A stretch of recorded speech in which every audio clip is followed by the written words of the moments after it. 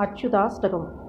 अच्युतं केशवं रामनारायणं कृष्णदामोदरं वासुदेवं हरिं श्रीधरं माधवं गोपिकावल्लभं जानकीनायकं रामचन्द्रं भजे। अच्युतं केशवं सत्यभामाधवं माधवं श्रीधरं राधिकाराधितम् इन्दिरामन्दिरं चेतसा सुन्दरं देवकीनन्दनं नन्दजं सन्ददे।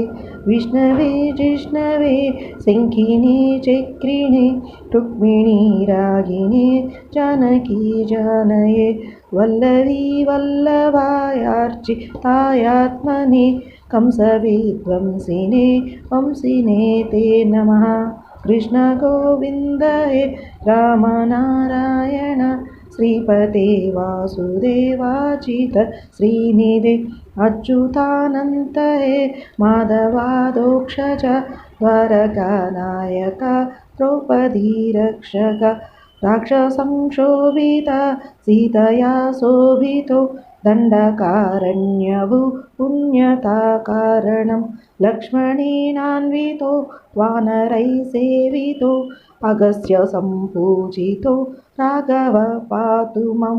धेनुकारिष्टकोनिष्टकृद्वेषिणां केशिहाकं सहृद्वंसिका वादक पूतना कूपक सूरजाकेलनो बालगोपालक पातु मां सर्वदा।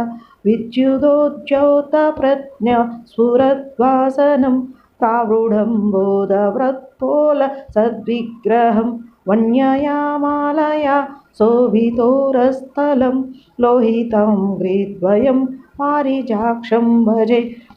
कुञ्चितैकुन्तलैर्भाजमानाननं रत्नमौलिं लसत्कुण्डलं गण्डयो हारकेयूरकं कङ्कणं प्रोज्वलं किङ्किणीमञ्जुलं श्यामलं तं भजे। अच्युताष्टकं यः पठेत् तिष्ठतं प्रेमतः प्रत्यहं पुरुषः सस्पृहं वृत्तत्तत्सुन्दरं वेद्य विश्वम्भरं तस्य वश्यो हरिरार्च्यते सत्वरम् इति श्रीमद् अच्युताष्टकं सम्पूर्णम्।